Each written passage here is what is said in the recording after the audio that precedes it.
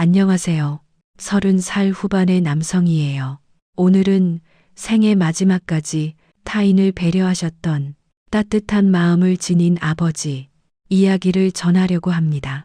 제 기억 속 가장 오래된 장면은 아버지와 함께했던 순간들로 채워져 있어요. 버스 운전을 직업으로 하셨던 우리 아버지는 온화한 성품의 소유자셨죠. 가장으로서의 권위적인 모습은 전혀 찾아볼 수 없었답니다. 어렸던 제게 가장 행복했던 순간은 아버지께서 모시는 버스에 올라타는 시간이었어요. 아버지의 따뜻한 성품은 동네 사람들 사이에서 소문났죠. 그 덕분에 저와 어머니는 어디를 가도 부러움의 대상이었습니다. 아유, 민수랑 민수 엄마는 너무 좋겠어. 아버지랑 남편이 저렇게 다정하고 사람이 좋아서. 하지만 저는 이런 이야기를 들으면서도 아버지에 대한 불만을 가지고 있었습니다. 그 이유는 아버지가 모두에게 다정하고 착한 사람이었기 때문이었어요. 아버지는 굉장히 이타적인 분이었습니다. 주말이면 고아원 같은 보육시설을 찾아가서 봉사를 하셨고, 명절이면 양로원으로 찾아가 가족이 없는 어르신들의 말동무가 되어주기도 하셨죠. 물론 아버지의 봉사활동에는 언제나 가족들이 동원되었습니다. 어머니는 그런 아버지의 모습에 불만이 없으셨어요. 그도 그럴 게 어머니와 아버지는 봉사활동을 하다 만난 분이셨기 때문이었습니다. 어머니와 아버지의 대화 주제는 어떻게 사람들을 더 잘 도와줄 수 있을까였습니다. 그때 그 최 씨 할머니 허리가 많이 안 좋아지셨던데 이번에 뵐 때는 찜질팩이라도 사다 드릴까봐 박 씨 할아버지는 두통이 심하다고 하시네. 직원들한테 이야기해뒀는데 아무래도 마음이 편치 않아. 이와 같은 대화였죠. 아무것도 모를 어린 시절에는 부모님의 이런 모습에 별 생각이 없었습니다. 태어났을 때부터 봐왔던 모습인지라 이게 당연한 것인 줄 알았어요. 주말이 되면 봉사활동을 가고 평일엔 봉사활동을 준비하는 것이 당연한 것인 줄 알았던 것이죠. 그런데 학교를 가서 친구들을 만나는 나이가 되니 저희 가정이 평범한 가정은 아니라는 걸 알게 되었습니다. 그러면서 제 마음속에는 불평불만이 조금씩 생겨나기 시작했어요. 너네는 이번 주말에 뭐 해? 나는 아빠가 놀이공원 데리고 가준대. 어느 금요일 한 친구가 자랑을 하기 시작했습니다. 그 이야기를 가만히 듣던 다른 친구는 나도 놀이공원 가고 싶은데 나도 아빠한테 갈 수 있냐고 물어봐야겠다 라고 말했죠. 그리고 주말이 지난 월요일 자기 아버지에게 놀이공원에 데려가 달라고 부탁한 친구는 정말 놀이공원에 다녀왔습니다. 그게 괜히 부러웠나 봐요. 그래서 저는 그 주 금요일 아버지에게 말했습니다. 아빠 나 이번 주에 놀이공원 가고 싶어요. 놀이공원 아니면 동물원도 좋아요. 제 말에 아버지는 난감한 듯 난색을 표하셨습니다. 아빠도 민수랑 같이 놀이공원 가고 싶은데 민수도 알겠지만 이번 주는 양로원 할머니 할아버지들이랑 약속이 있어서 서운한 마음이 들었지만 그 마음을 꾹 누르고 다시 물었습니다. 그럼 언제 놀러 갈 수 있어요? 아버지는 달력을 살피며 이야기하셨습니다. 2달 뒤는 어때? 국민학교 저학년이었던 저는 발을 구르며 투덜거렸습니다.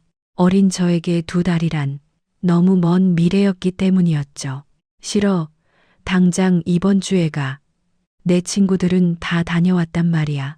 앞뒤 없이 버둥거리며 소리 지르는 저를 처음 본 아버지는 굉장히 당황하셨습니다.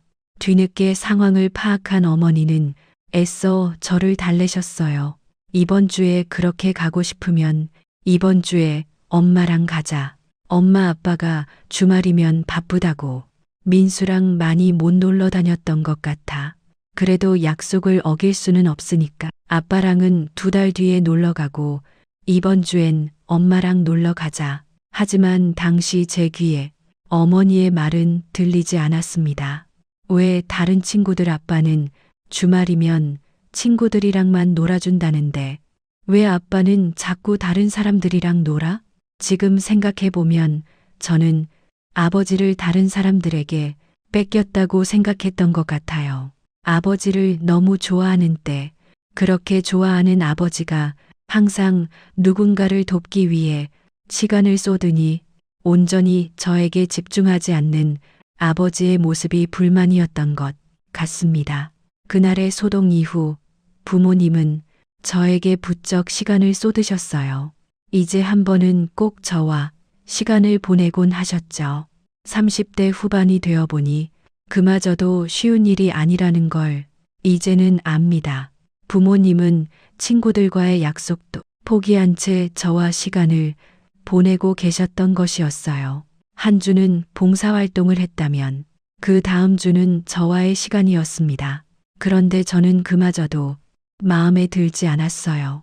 부모님과 함께 봉사활동을 하러 가서 본 보육시설의 아이들이 아버지 어머니를 따르는 게 너무나 보기 싫었기 때문이죠. 괜히 심술이 났던 저는 부모님에게 안아달라고 말하는 보육시설 아이들을 밀치고 우리 엄마야, 우리 아빠야 라고 소리를 질러댔습니다. 아마 저에게 상처받은 아이가 분명 있었겠죠. 그래서 저는 어느 정도 나이가 찰 때까지 부모님과 함께 보육시설 봉사를 갈 수 없었습니다. 부끄럽게도 저는 스스로를 부모의 사랑도 제대로 못 받고 자란 불쌍한 아이라고 생각했습니다. 그런 아이가 어떻게 자랐겠어요. 중학교에 올라가면서는 저는 자연스럽게 불량 학생의 길을 걸었습니다. 제가 제 손으로 사연을 쓰면서도 부끄러운 과거네요. 뭐가 그렇게 배배 꼬여 있었는지 저는 부모님의 모든 애정이 거짓일 거라고 믿었습니다. 자기 자식한테는 신경도 안 쓰면서 피 한 방울 안 썩인 애들은 자기 자식처럼 챙기는 나쁜 부모라고 생각했죠. 부모님을 오해하고 세상을 삐뚤게 봤던 제가 참회하는 마음으로 과거를 반성하고 이런 사연까지 쓸 수 있게 된 건 부모님의 진심이 저에게 닿았기 때문이었습니다. 어느 날 어머니가 조심스럽게 저를 부르셨어요. 민수야, 잠깐 엄마 아빠랑 얘기 좀 할까? 저는 평소와 다름없이 어머니의 말에 날카롭게 맞받아쳤습니다. 내가 엄마랑 할 말이 뭐가 있어?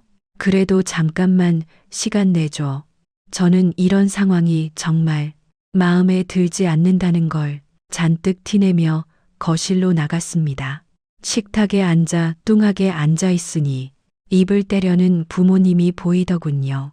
부모님은 무언가 하고 싶은 말이 있는 게 분명했습니다. 하고 싶은 말이 뭔데? 얼른 말해, 나 바쁘니까. 공부도 안 하는 게 바쁘긴 뭐가 바쁘냐라며 그때 저에게 꿀밤을 먹이고 싶네요. 어쨌든 한참의 시간이 흘렀고 어머니는 작은 수첩에서 이상하게 생긴 종이 하나를 보여주셨습니다. 이게 뭐야? 어머니는 조심스럽게 말씀하셨어요. 너 동생이. 그 사진은 어머니의 초음파 사진이었어요. 저는 어머니의 임신 소식에 기뻐할 수가 없었습니다. 그도 그럴 게 당시 제 나이는 16살이었거든요. 그리고 제 기준에서 어머니, 아버지는 결코 어린 나이가 아니었습니다. 어머니가 아버지보다 나이가 훨씬 어린 건 사실이었지만 어쨌든 어머니의 나이도 30대 후반이었거든요. 무엇보다 그나마 남아있는 애정을 동생과 나눠야 한다는 사실이 싫었습니다. 그리고 그때 저는 아이들을 싫어했어요. 제가 본 아이들은 가족 모임에서 만나는 친척 동생들이 전부였는데 그 아이들이 할 줄 아는 거라곤 시끄럽게 뛰어다니는 것뿐이었거든요. 저는 아무 말 없이 자리를 박차고 일어나 방문을 쾅 닫았습니다. 부모님은 굳이 저를 붙잡지 않으셨어요. 지금 생각해보면 가장 당황하셨을 건 부모님이었을 겁니다. 그리고 죄송스러운 마음도 들어요. 소중한 아이가 찾아왔는데 제 눈치를 보느라 마음껏 기뻐하지도 못하셨던 것이니까요. 제가 어머니의 임신 사실을 받아들인 건 어머니의 배가 서서히 불러왔을 때였습니다. 16살짜리 아이의 눈에도 임신은 신비로웠어요. 또 두려운 것이기도 했습니다. 지금은 잘 모르겠지만 당시 30대 후반의 임신은 노산으로 분류됐습니다. 그래서인지 어머니는 임신 기간 동안 너무 많은 고생을 하셨어요. 빠른 편이었던 어머니의 발이 부어 발목이 보이지 않을 정도가 되고 맞는 신발이 없어서 추운 겨울에도 슬리퍼를 신던 어머니의 모습은 아직도 생생한 충격으로 남아 있습니다. 이게 다가 아니에요.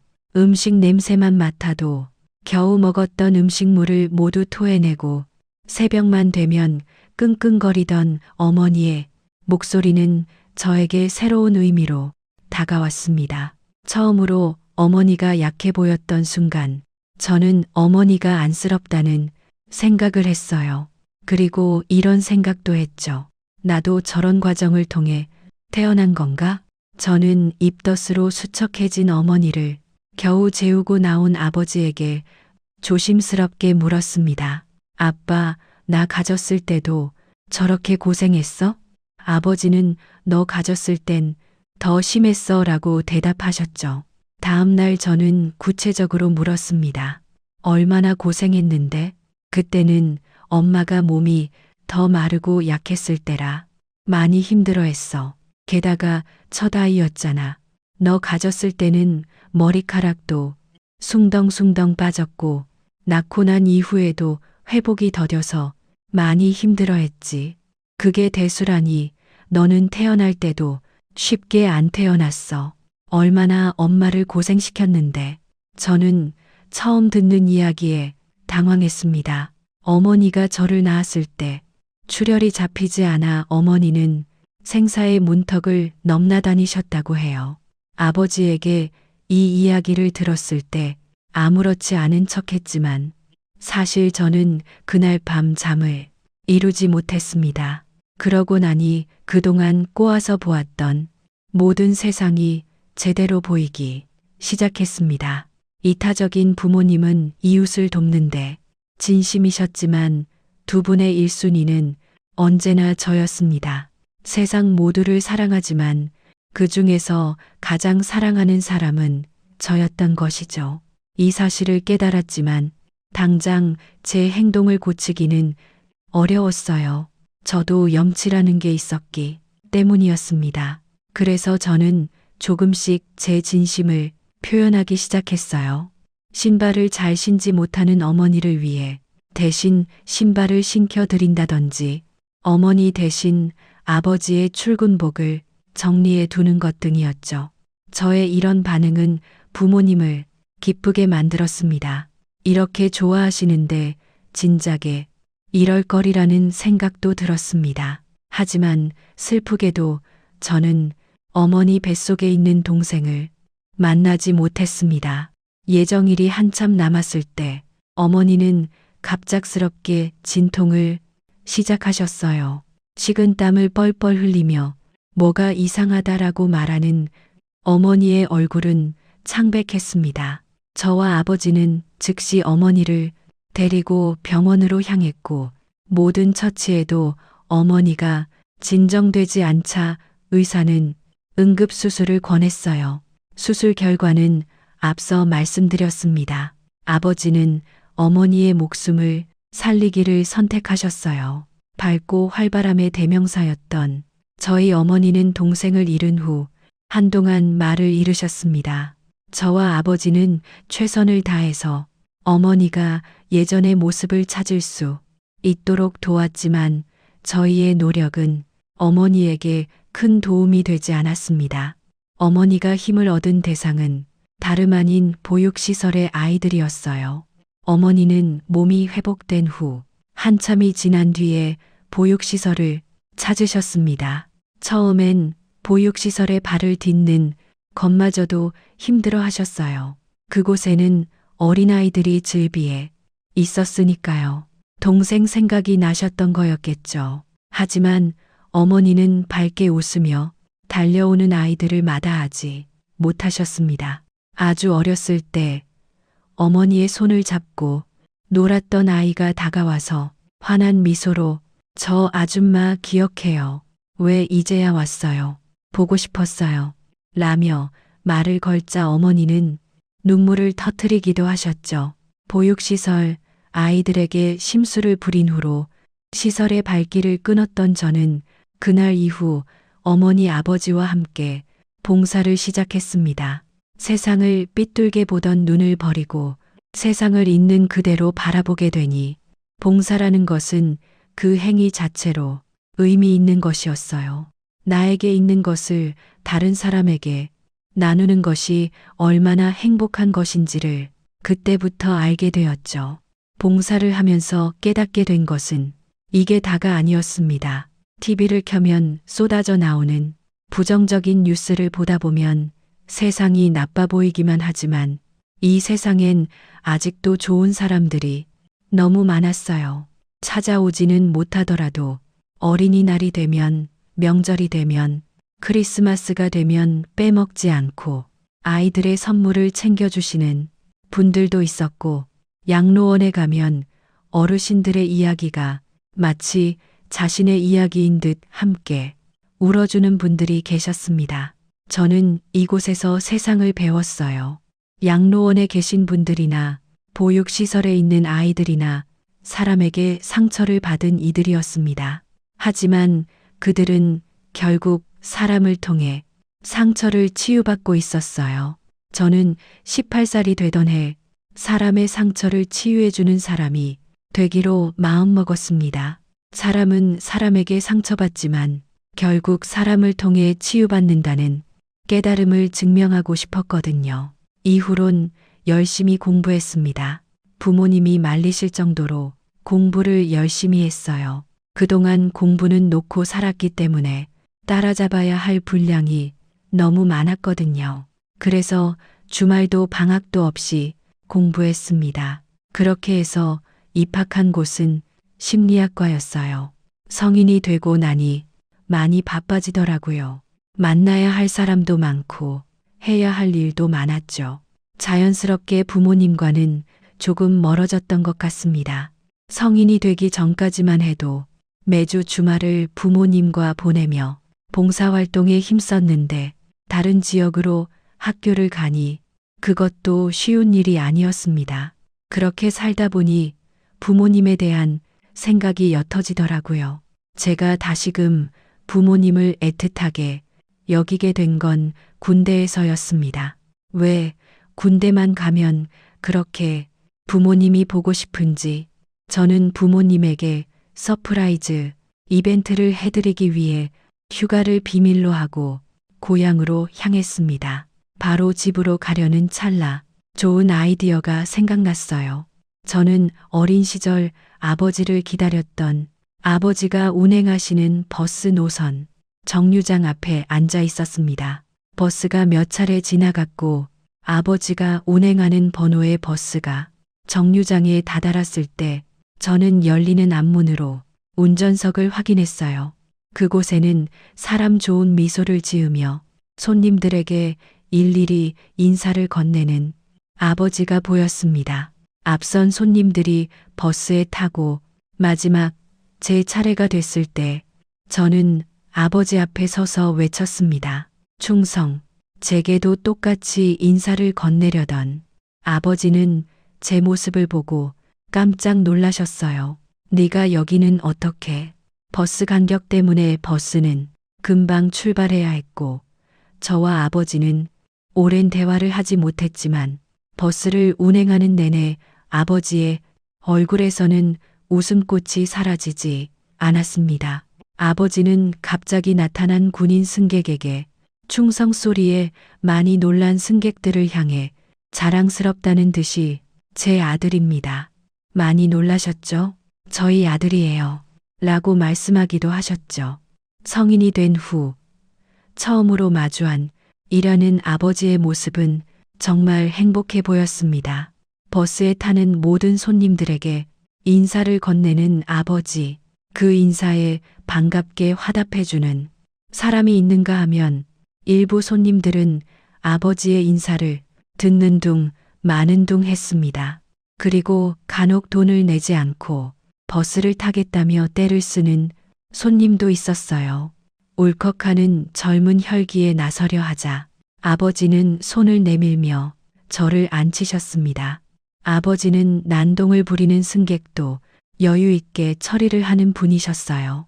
아버지는 어떤 상황이 펼쳐지더라도 인상 한 번 찌푸리지 않고 그날의 버스 운행을 마치셨습니다. 운전석의 대각선 뒷자리에 앉아 아버지의 뒷모습을 보니 태산과도 같더군요. 모든 운행이 끝난 뒤 저는 종점역에서 아버지가 뽑아주신 자판기 커피를 받아들었습니다. 그냥 나온 거지? 엄마 아빠 섭섭하게 말도 안 하고 휴가를 나오면 어떡해? 매번 그렇게 하면 재미없잖아. 놀라게 하려고 몰래 나왔지. 아빠는 괜찮아도 엄마는 섭섭해 할 거야. 미리 말하면 맛있는 거 해준다고 기대하고 있었는데 이렇게 갑자기 나오면 어떡해? 군대 생활은 어떤지, 괴롭히는 선임은 없는지 등의 가벼운 이야기를 한참 동안 주고받고 난 뒤 찾아온 정적. 그 정적을 깬 건 저였습니다. 저는 오늘 하루 동안 제 입가를 맴돌았던 말을 꺼냈어요. 아버지 존경해요. 느닷없는 제 고백에 아버지는 많이 놀라신 듯 했습니다. 응, 존경한다고요? 그렇게 말해주니까 아빠 기분은 좋네. 진짠데? 아버지는 민망한 듯 장난스럽게 이 상황을 마무리하려고 하셨습니다. 제가 정색을 하며 진짜라고 말하자 아버지는 목을 가다듬으며 물으셨어요. 그럼 뭐가 존경스러운데? 수십 년 동안 하루도 빠지지 않고 일을 한다는 게 쉬운 일이 아니라는 걸 이제는 알아. 오늘 아빠가 일하는 걸 보니까 정말 쉬운 일이 아니더라. 이렇게 일하다 퇴근하면 지치고 짜증나고 피곤할 법한데 아빠는 한 번도 그런 걸 티내지 않았던 것 같아. 정말 고맙고 존경해요. 내가 얼른 성공해서 효도할게. 아버지는 껄껄 웃으시며 제 어깨를 두드리셨고 저는 그날 처음으로 아버지와 술잔을 기울였습니다. 아버지가 얼큰하게 취하실 때까지 술자리를 가지며 저는 한 번 더 다짐했어요. 그동안 속썩인 만큼 꼭 성공해서 효도하자고요. 그런데 세상에 제 마음대로 되는 일은 없더군요. 아버지에게 효도하겠다는 저의 다짐은 아주 허망하게 실패하고 말았습니다. 그 후 대학으로 복학한 저는 동기, 선후배들이 이상하다고 여길 만큼 열심히 공부했어요. 야, 이 자식 이러다가 과수석하는 거 아니야? 라는 말이 심심치 않게 들을 정도였죠. 그런 말이 들릴 때면 괜히 어깨가 으쓱하기도 했지만 그런 말에 흔들리지 않고 공부에 집중했습니다. 3학년 1학기는 성적이 살짝 올라가는 정도였지만 3학년 2학기가 됐을 때 제 성적에는 날개가 달렸어요. 저는 수석 자리를 차지했습니다. 올 A+. 당연히 등록금 면제였습니다. 등록금 고지서에 적힌 등록 납입금 영원을 확인한 저는 날아갈 것 같은 마음으로 이 소식을 부모님께 전해드리고자 했어요. 집 문을 열고 엄마를 불렀는데 집안은 고요했습니다. 저는 신발을 내동댕이 치듯 벗어던지며 다시 어머니를 불렀습니다. 엄마 집에 있는 거 다 아는데 왜 대답을 안 해? 장난기 가득한 목소리로 안방문을 열었는데 가만히 앉아서 수화기를 잡고 있는 어머니의 뒷모습이 심상치 않았어요. 뭐야 엄마 왜 그래? 어머니는 제 목소리가 나는 방향으로 수화기를 꼭 쥔 채 고개를 돌리셨고 울먹이는 목소리로 말씀하셨습니다. 민수야, 너네 아버지 사고 났대. 의식이 없대. 저는 어머니를 모시고 곧장 병원으로 향했습니다. 병원으로 가는 내내 어머니는 손을 꼭 모으고 기도하셨어요. 그 간절함이 저에게도 절절히 전해질 정도였죠. 저는 초조함을 숨기지 못하며 창밖 풍경만 바라보고 있었습니다. 제발, 제발. 그 당시 제가 바라던 건 단 한 가지였습니다. 제발 우리 아버지 목숨만 살려주세요. 택시가 응급실 앞에 서고 저와 어머니는 겨우 아버지를 찾아갈 수 있었습니다. 아버지는 응급수술 중이셨어요. 상태가 워낙 심각해서 의사들의 논의하에 수술이 시작되었던 것이죠. 대체 얼마나 상황이 심각한 건지 누구라도 설명해 주길 바라던 그때 저와 어머니는 아버지의 상태를 전해들을 수 있었습니다. 아버지는 여느 날과 다름없이 버스 운전을 하시던 중 급성 뇌출혈을 일으키셨던 것이었어요. 하늘이 무너져 내리는 기분이었습니다. 그 누구보다 건강했던 아버지가 급성 뇌출혈이라니 이 모든 게 꿈만 같았습니다. 어머니는 아버지가 급성 뇌출혈이고 현재 수술 중이며 수술 경과가 어떻게 나올지는 어떤 식으로든 장담할 수 없다는 말을 듣자마자 쓰러지셨습니다. 어머니를 옆에 있는 병실에 눕혀두고 나서 아버지의 수술이 끝날 때까지 기다렸어요. 그 시간이 얼마나 길게 느껴졌는지 아직도 그때를 생각하면 마음이 초조하기만 합니다. 영겁과 같던 시간이 흐르고 아버지를 수술했던 의사는 참담한 표정으로 제 앞에 나타났어요. 불안한 마음이 저를 스쳐 지나갔고 저는 덜덜 떨리는 목소리로 물었습니다. 선생님, 저희 아버지는 괜찮으신 거죠? 저는 의사가 환자는 괜찮으니 걱정하지 마세요. 라고 말해 주길 바랐습니다. 그래야만 한다고 생각했어요. 하지만 슬프게도 의사는 저의 바람과 정반대되는 말을 꺼내 놓았습니다. 할 수 있는 모든 조치를 취했습니다만 환자가 의식을 되찾을 수 있을지는 장담할 수 없습니다. 저는 이 이야기를 어머니가 듣지 않아서 다행이라고 생각했습니다. 그럼 저희 아버지가 식물인간이 될 수도 있다는 건가요? 의사는 아버지가 뇌사자가 될 수도 있다는 가능성을 염두에 두셨습니다.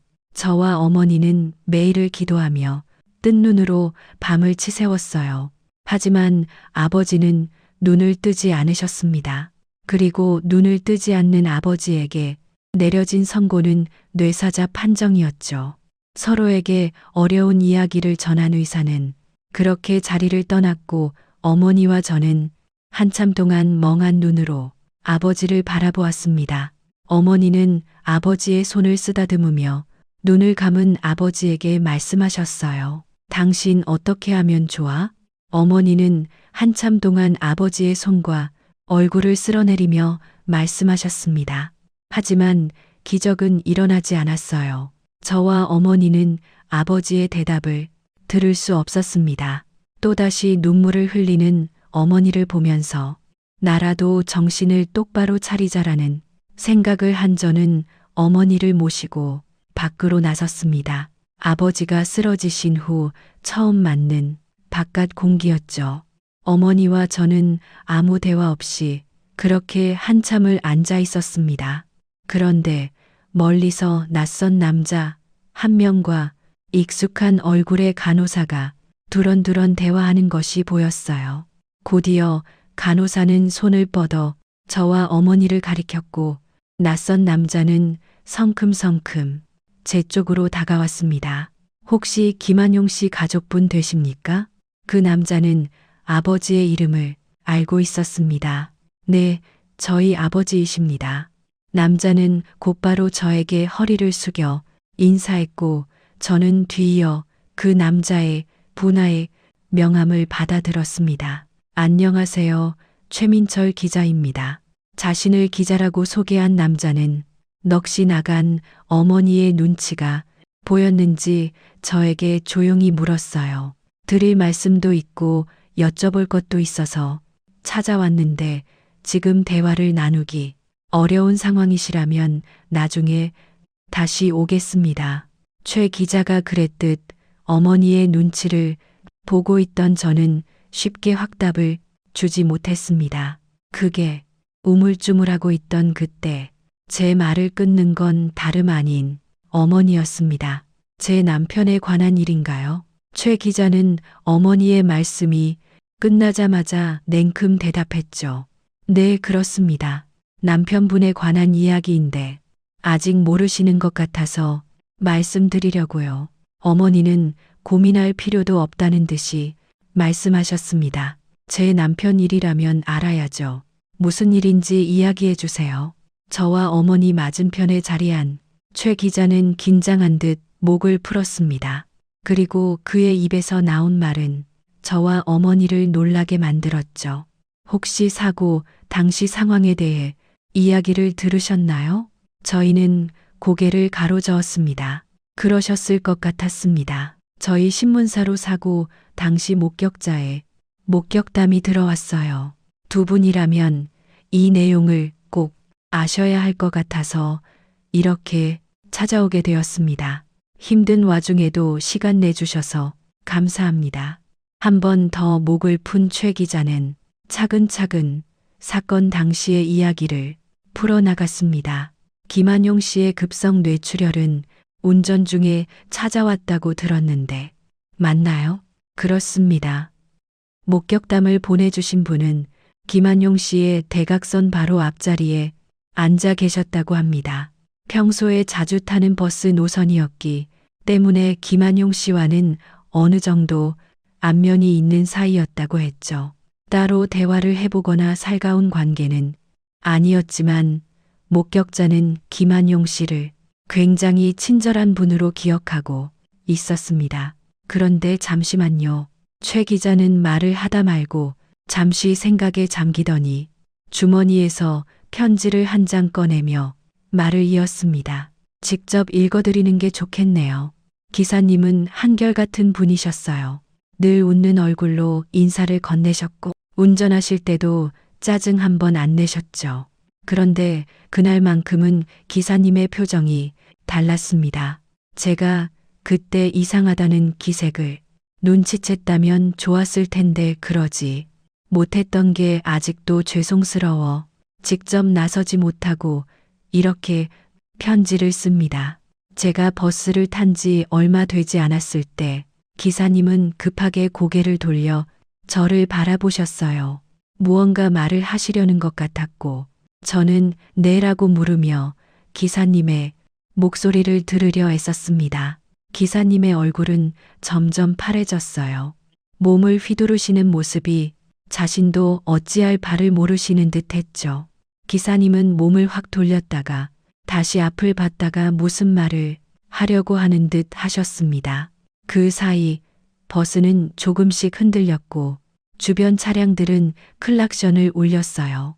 당연히 버스는 혼란스러워졌고 승객들은 각자의 자리에서 불안해하며 비명을 지르기 시작했습니다. 저는 버스 좌석을 꽉 잡은 채 기사님의 자리로 가까이 향했습니다. 기사님은 땀을 뻘뻘 흘리고 계셨습니다. 그때만 해도 저는 기사님이 승객들의 비명에 당황하신 거라고 생각했어요. 기사님, 괜찮으세요? 도와드릴까요? 기사님은 제 말에 대답하지 않으셨습니다. 고개를 흔들지도 않으셨고 무언가 말을 하려고 하지도 않으셨어요. 그때 기사님은 운전대를 잡은 손에 힘을 주고 계셨습니다. 기사님은 버스가 휘청일 정도로 급하고 빠르게 차를 갓길에 세우셨습니다. 으악 소리를 내며 넘어지려는 그때 차는 갓길에 정차되었고 그와 동시에 기사님은 의식을 잃으셨어요.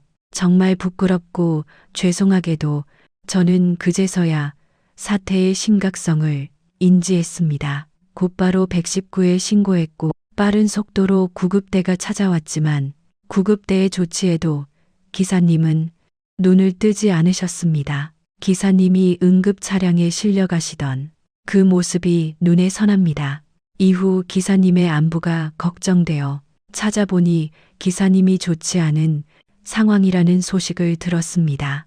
제가 조금만 더 빨리 기사님의 이상 증세를 알아차렸다면 최악의 상황을 막을 수 있었을 텐데 정말 죄송할 따름입니다. 정말 죄송합니다.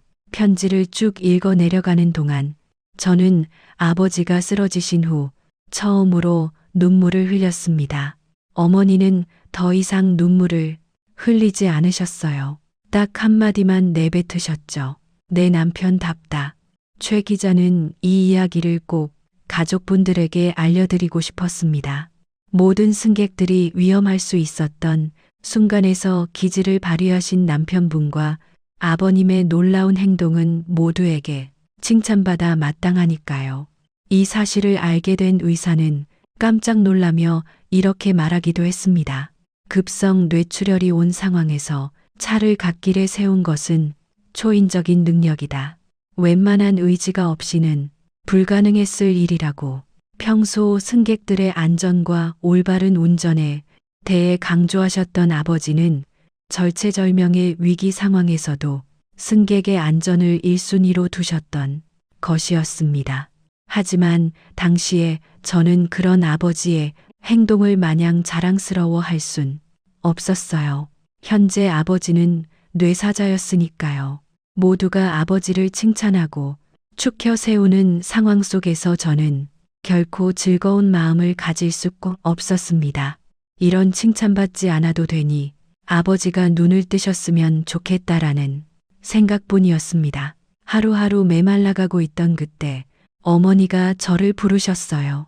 그리고 가방 속에서 무언가를 꺼내어 보여주셨죠.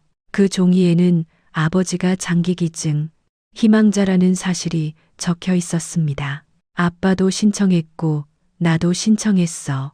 가족이 동의한다면 아빠는 절차대로 장기기증을 하게 될 거야. 그리고 이제 더 이상 볼 수 없게 되겠지.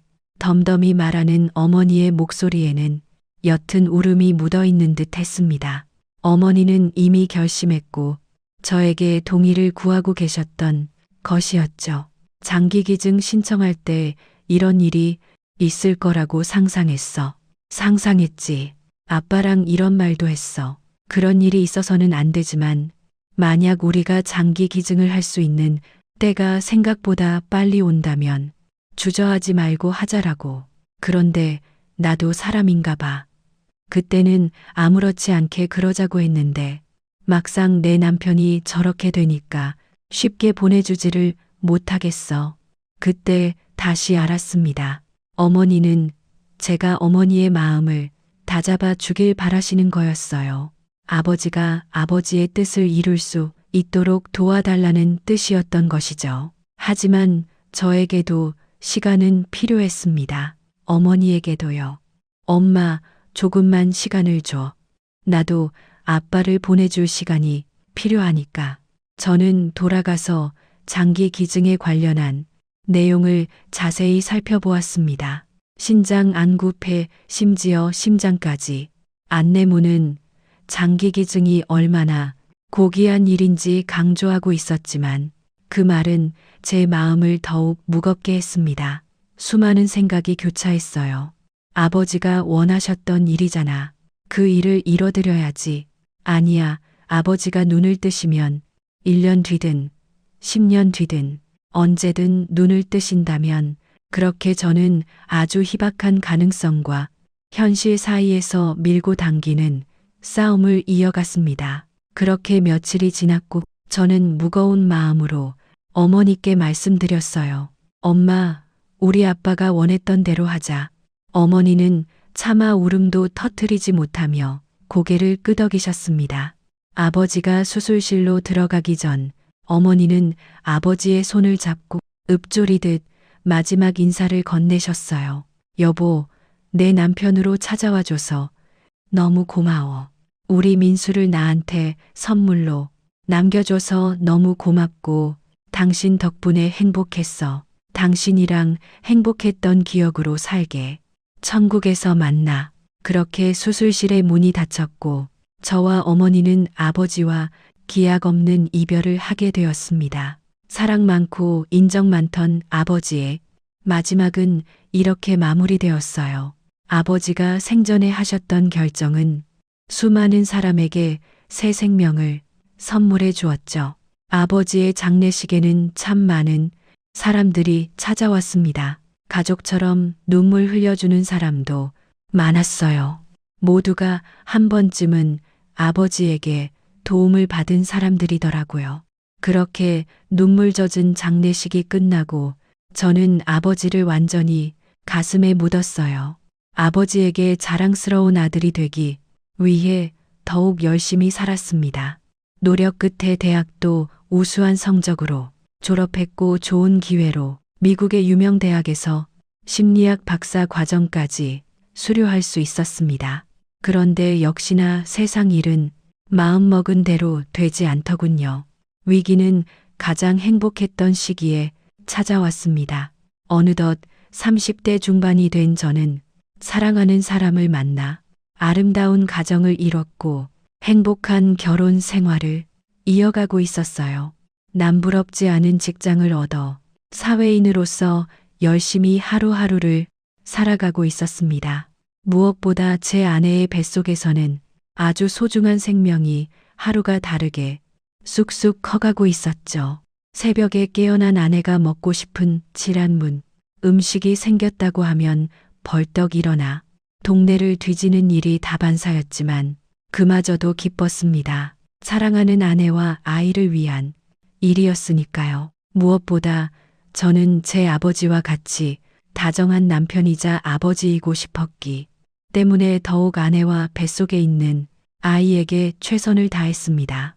아내는 상당히 부풀어 오른 배 때문에 그날도 어김없이 깊은 잠에 들지 못했어요. 아내는 굉장히 지친 목소리로 자고 있는 저를 살짝 흔들었습니다. 오빠, 나 다리가 너무 저리는데.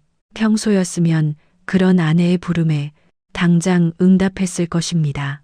그런데 그날따라 왜 이리 피곤한지 도저히 눈을 떼지 못하겠더군요. 저는 아내가 저를 서너 번 흔들어 깨우고 나서야 몸을 일으켜 퉁퉁 부은 아내의 다리를 주물러 줄 수 있었습니다.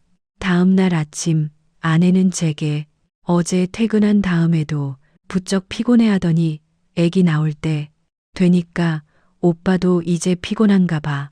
나도 깨우고 싶진 않았는데 다리가 너무 저려서 깨울 수밖에 없었어. 미안해 라고 말했고 저는 그런 아내에게 막부 괜찮다는 말을 남기고 회사로 향했습니다. 그날 저녁도 매우 피곤했어요. 컨디션이 안 좋아 보였는지 회사에서도 동료들에게 괜찮냐는 질문을 여러 번 들었습니다. 아무리 커피를 마시고 잠을 깨려고 찬 공기를 쐬어봐도 피로감은 가시지 않았습니다. 무거운 몸을 이끌고 집으로 들어가니 밝은 얼굴로 마중을 나온 아내의 얼굴이 새파래지더군요. 오빠 얼굴이 왜 이렇게 노래? 저는 그제야 신발장에 붙어 있는 거울을 바라보았습니다. 제 얼굴은 아내의 말대로 상당히 노란색이었어요.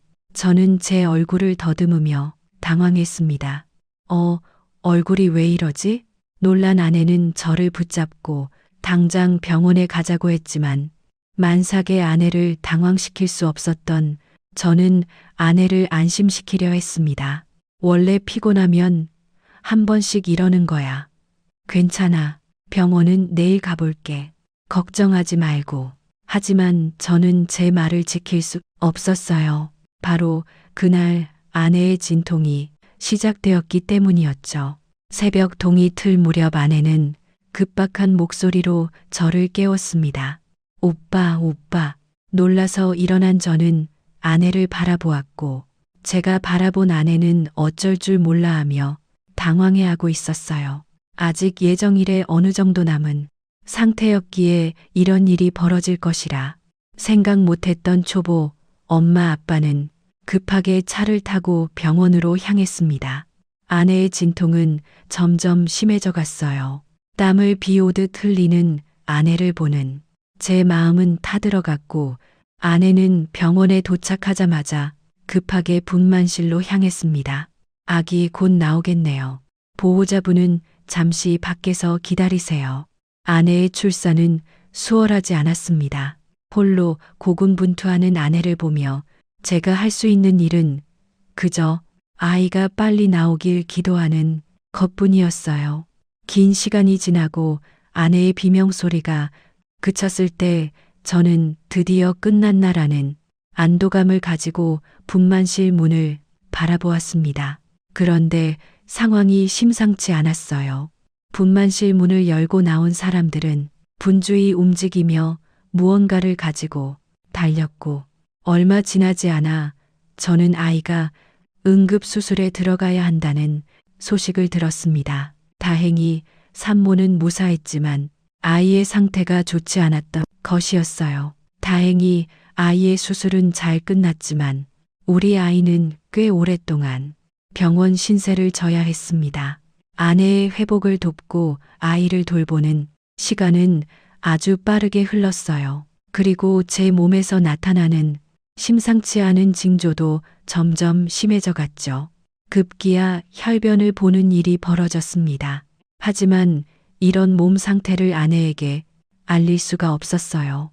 아내는 아이의 건강 문제 때문에 심한 스트레스를 받고 있었기 때문이죠.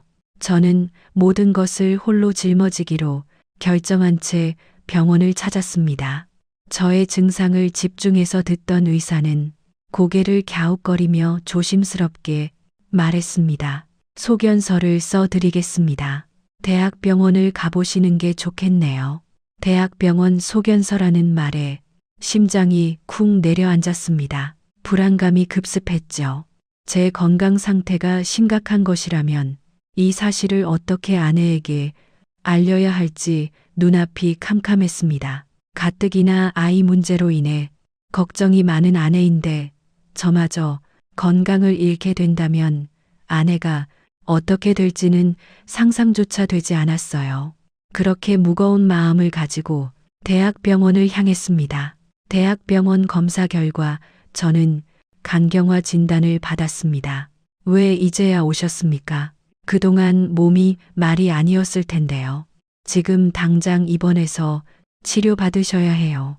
의사의 말 중 틀린 말은 하나도 없었습니다. 하지만 저는 선뜻 입원을 선택하지 못했어요. 아내와 아이가 눈에 바려서요. 그래서 결국 부끄럽게도 어머니께 연락을 드리고야 말았습니다. 저 어머니, 최대한 밝은 목소리로 전화를 건 것이었지만 어머니는 직감적으로 무언가를 느끼셨던 것 같습니다. 너 목소리가 왜 그래? 무슨 일 있니? 괜찮은 거야? 괜찮은 거냐는 어머니의 말에 왜 그리 안심이 되는지 저는 병원 로비에서 전화기를 붙잡은 채 그 자리에서 펑펑 울고 말았습니다. 제 전화에 곧바로 올라와 모든 이야기를 들으신 어머니는 이번에 주저할 게 뭐가 있냐는 듯이 단호한 목소리로 말씀하셨어요. 바보 같은 소리를 하고 있구나. 가장이라는 녀석이 말이야. 너 한 몸 희생해서 혼자 끙끙 앓으면 누가 고마워한다니? 새댁한테 비밀로 하고 혼자 버티면 새댁이 나한테 말 안 하고 비밀로 해줘서 참 고맙다라고 얘기할 줄 알았어. 부부란 건 말이야. 어려운 일이 있으면 함께 버티고 극복해 나가는 거야. 그리고 최대한 덜 심각할 때 입원해서 치료받아야지. 너 이러다 더 안 좋아지면 갓 태어난 아기랑 어린 와이프는 어떻게 할 거냐. 어머니의 이야기를 듣고 보니 제가 너무 생각이 짧았다는 것이 느껴졌습니다. 모두를 위해 희생하고 참고 견뎌야 하는 게 가장으로서의 역할이라고 생각했는데 그건 오히려 저희 가족에게 독이 될 수 있었던 것이죠. 저는 곧바로 아내에게 이 사실을 전했습니다. 아내는 그걸 왜 이제야 말해? 오빠는 내가 그렇게 못 믿었어? 그래서 숨긴 거야? 얼른 가자. 병원 가서 치료받자. 라고 말하며 제 손을 이끌고 병원으로 향했죠. 제 몸 상태를 듣는 어머니와 아내는 눈물을 보이지 않으려 안간힘을 썼고, 그렇게 저는 생애 처음으로 병원복이라는 것을 입게 되었습니다. 입원 생활은 순탄치 않았어요. 경과도 좋지 않았고 오히려 상태가 점점 악화되었죠. 이제는 안 좋은 생각밖에 나지 않았습니다. 제 머릿속에는 이미 아내와 아이의 곁에 제가 없는 모습이 그려지고 있었어요. 그럴 때마다 저를 붙잡아주는 게 바로 아내였습니다. 오빠, 우리 애기 이제 곧 퇴원해. 아직도 조금 작긴 하지만 많이 건강해졌대. 얼른 나아서 애기도 안아주고 해야지. 하지만 바란다고 다 이루어지지 않는 것처럼 제 상태가 그랬습니다. 어느 날 의사는 청천벽력 같은 이야기를 해주었어요. 이젠 더 이상 손쓸 도리가 없습니다. 간이식밖에는 답이 없겠네요. 간이식이라니. 장기기증 희망자였던 저는 장기 이식을 받는 게 얼마나 힘든 일인지를 알고 있었습니다. 그렇기 때문에 의사의 말은 제게 사형 선고와 다름이 없게 들렸어요. 그때 저의 세상은 완전히 무너져 내렸습니다. 아내와 아이 어머니에게 죄스러워 숨조차 쉴 수 없었죠. 가족 친지 중에서도 저에게 간을 이식해 줄 수 있는 사람은 없었습니다. 당신은 기대조차 품을 힘이 없었어요. 그저 모든 것을 포기하고 하루하루 죽어가고 있었죠. 그런데 그때 아내가 병실로 뛰어들어왔습니다. 오빠 공여자가 나타났대. 오빠 이식 수술할 수 있다고. 수술은 일사천리로 진행되었습니다. 공여자에 대한 정보는 철저히 비밀이었기에 알 수 있는 정보는 판정되었지만 저에게 간을 이식해주는 이가 뇌사자라는 사실은 알 수 있었습니다. 장기기증 관련자가 와서 이런저런 설명을 해주고 난 뒤 관계자는 제 어머니를 빤히 쳐다보며 이렇게 물었습니다. 저 혹시 저희 어디서 뵌 적 있지 않나요? 어머니는 살포시 웃으며 이렇게 대답하셨죠. 제 남편이 기증하던 날, 그때 뵀어요. 관계자는 크게 놀랐습니다. 제가 먼저 알아듣지 못했네요. 죄송합니다. 그게 왜 죄송할 일인가요? 놀라운 인연에 감탄할 새도 없이 저의 수술은 빠르게 진행되었습니다. 건강을 자부했던 제가 간경화로 입원을 하고 죽어가고 장기 기증이라는 큰 수술을 받기까지 걸린 시간은 그리 길지 않았어요. 이식 수술은 다행히도 잘 끝났고 수술 이후 경과도 굉장히 좋았습니다. 회복도 빨랐죠. 체감상 10년은 있었던 것 같은 병원에서 태어나던 날 집으로 돌아가는 차 안에서 아내는 넌지시 말했습니다. 오빠 참 대단하다. 뭐가 대단한 건데. 나 병원에 있는 동안 혼자 아이 돌보고 참 수고 많았어. 그건 당연한 거고 사실 나 아버님이 장기 기증하고 돌아가셨다는 건 몰랐어. 그런 결정을 하기 쉽지 않았을 텐데 특히 어머님이 너무 대단하셔. 나는 절대 그런 선택 못했을 거야. 저는 한참 동안 창밖을 바라보았습니다. 그리고 이내 입을 열었죠. 우리 아버지는 늘 도움이 되는 삶을 살고 싶어 하셨어. 나와 어머니는 그 뜻을 이었을 뿐이고 그랬기 때문에 대단할 건 하나도 없어. 그리고 나도 누군가의 도움으로 새로운 인생을 살 수 있게 되었잖아. 만약 나도 아버지처럼 나에게 기증을 해주신 그분처럼 남에게 도움을 줄 수 있다면 마땅히 그렇게 하겠어. 아내는 고개를 끄덕였습니다. 아버지가 남을 열정적으로 돕는 걸 바보 같다고 생각한 적이 있었어.